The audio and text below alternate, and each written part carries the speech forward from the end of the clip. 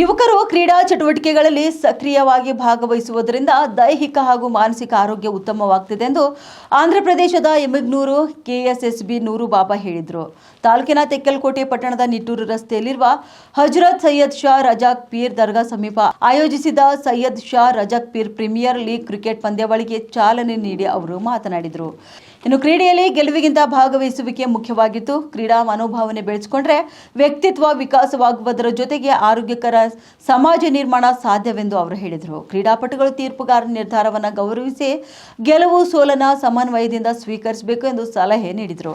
ಪಂದ್ಯಾವಳಿಯಲ್ಲಿ ಒಟ್ಟು 20 ತಂಡಗಳು ಭಾಗವಹಿಸಿದ್ವು. ಇನ್ನು ಉದ್ಘಾಟನಾ ಪಂದ್ಯದಲ್ಲಿ ಮುಲ್ಲಾ ಬಾಯ್ಸ್ ಹಾಗೂ ಬುಡ್ಡೆಕಲ್ಲು ವಾರಿಯರ್ಸ್ ತಂಡಗಳು ಮುಖಾಮುಖಿಯಾದವು. ಈ ಸಂದರ್ಭದಲ್ಲಿ Hazrat Syed Shah Chand Peer, S Peervali, S Kazim, J Ismail, C Honnur Sab, M Babu, Mulla Hussain Basha, E Khadarvali, N Khadarvali, M Peer Basha, Guddeppa ಸೇರಿದಂತೆ ಹಲವು ಮುಖಂಡರು ಹಾಗೂ ಕ್ರೀಡಾಪಟುಗಳು ಉಪಸ್ಥಿತರಿದ್ದರು.